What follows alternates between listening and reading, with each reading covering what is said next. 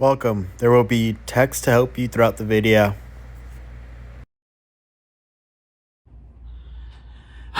We made it, guys. Another class out the way and a review as coming your way, I guess. So got done with Quantitative Reasoning number 2. Interesting course from the first one. What made this course very interesting, guys, was I had vacation, so I ended up going on vacation on week 2 of this course right here. If you guys are just tuning in, I'm doing some vlogs here of going to school. Going back to school vlog. For those of you who are just tuning in, currently a student at University of Phoenix here. Picked up this hat for about, I don't know, like about $20 at the student store online. Pick it up, it's really nice, very festive, very hip. Just said, why not? Why the heck not? You know, I really enjoy this school, and almost done with my second year of this stuff. So going back to the review here of this course, which is MTH 216T right over here. Hopefully when I get done it flips over on the edit. But what can I tell you about this course here? A lot of reading, a lot of math, and this is not just any problem solving with equation type of math. This is a type of math where you literally have to learn to read thoroughly to pass this class. It was a challenge. I ended up getting a B+ in the class. A B+ on the class. I did really well in the reading part on week 3, which talked about if-then statements. If this were to happen, then this happens, kind of like causation, I believe. Guys, quote me in the comments down below. Not really familiar with mathematics, advanced mathematics, but yeah, so that's kind of what I've learned. Quantitative reasoning is really tough. It was a lot of logic on type of word problems, mathematic problems. Tips and tricks, tips and tricks, I guess, in order to pass this course. The book is completely digital online. You could try to order it, but I didn't order a physical copy of this book.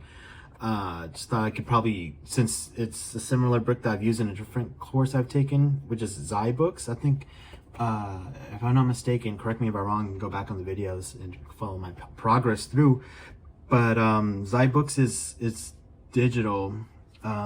If you want to get it printed out, I think you literally have to print out the PDF file tablet and just get that printed out. But I went ahead and just did the digital. I did it all digital in this course, and still ended up pulling off a solid B. It was kind of tough. It was pretty tough. So what? Let's see. Yeah, the toughest part was for me was the very last week, which was probability.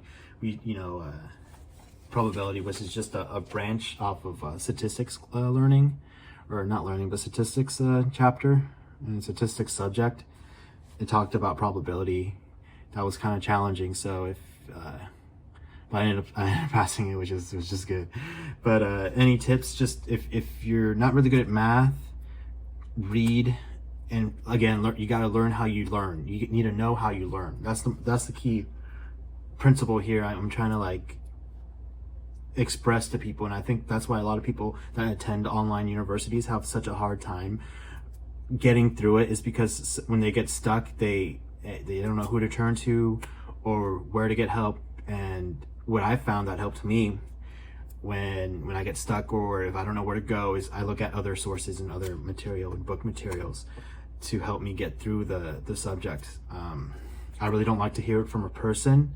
I know that sounds weird, especially for math in this class. It's just, I don't like, and the reason I say that is because I'm not an auditory learner. I prefer to do a problem, see it on a video, and then see it worked through with no person, because that person that's talking or even instructing in class would just totally distract me. So I would just prefer to see, this is me, it could be different for everybody, but this is what works for me. And I'm the type of learner that has to read and legit write notes to get through the courses. And currently I'm on accounting principles, and that course is pretty intense, guys. So remember, if you're struggling, the reason why I think a lot of people struggle during these topics, especially mathematics, especially quantitative reasoning.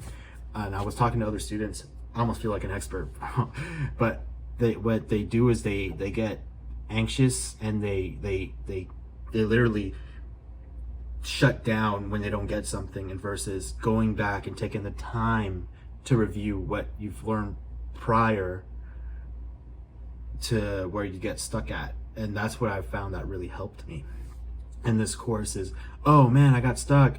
Luckily, I took another statistics class from another school. I didn't end up passing it because this university stuff is expensive. So I said, you know what, I'll just take it with the university, and I did pretty well. So what really helped again, guys, is knowing how you learn.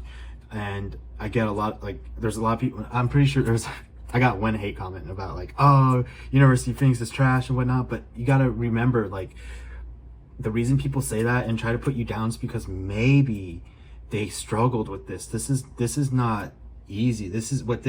You literally have to learn how you learn. I'm gonna keep, that's like the repeating model, and that's what I've been doing, and I've been getting good grades just by learning how you learn. That's the key.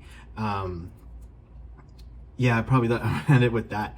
If you're struggling with stuff, and you just gotta learn how you learn.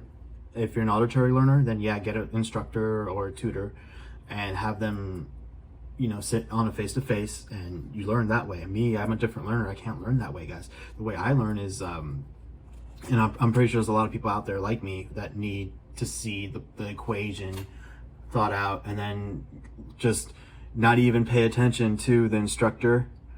And like, there's certain, like, I know you guys YouTube or whatever, YouTube like math problems or whatever, and then see how they compute it in a calculator. That's how I learn. Like I can't read that stuff in a book, right?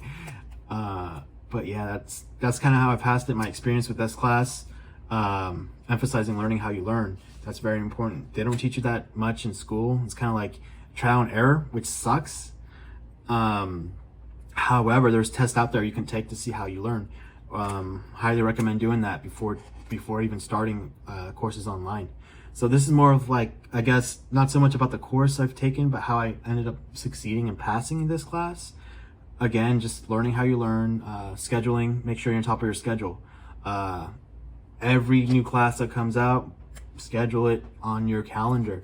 You know, it could be something like this, something you get from the dollar store, and print out your syllabus. This is what, like, literally, I could take the syllabus here, you know, the current class I'm in, and compare it to the class I just taken, and it's like the same. I mark it the same, and I get results that way. So I'm not a straight A student. I guess I'm a B+ student, and that's what works for me. Still trying to get that A+. But if you have any comments, concerns, I'm not an academic advisor, but I highly recommend and motivate you guys to talk to them, and don't be shy. Contrary to popular belief, counselors are actually there to really help you out and motivate you and guide you in the right direction. So without further ado, I don't want to drag this on, but that's my 10 minutes of this review. And yeah, let me know your experiences in university or online university, or you're a returning student. Don't be shy, you know, age is no factor in school. Don't feel bad about it. A lot of people returning in their 50s and, you know, even 60s. There's a student that's in their 50s or in 60s. Same with a older gentleman. And they're great to talk to online. They're awesome. Granted, it's not face-to-face or a video call or conference call. It's all written in dialect, and you're reading it, or dialect in paragraphs, and you're reading it like on a post, which is really cool, kind of like a forum. But yeah, my experience has been pretty nice, pretty cool. Spent a little money here on the hat.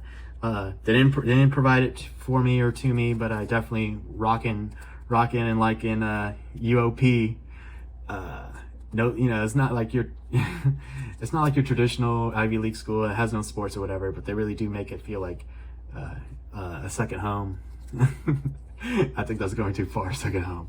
But anyways, thanks for tuning in. Comment, like, subscribe, and catch you on the next one.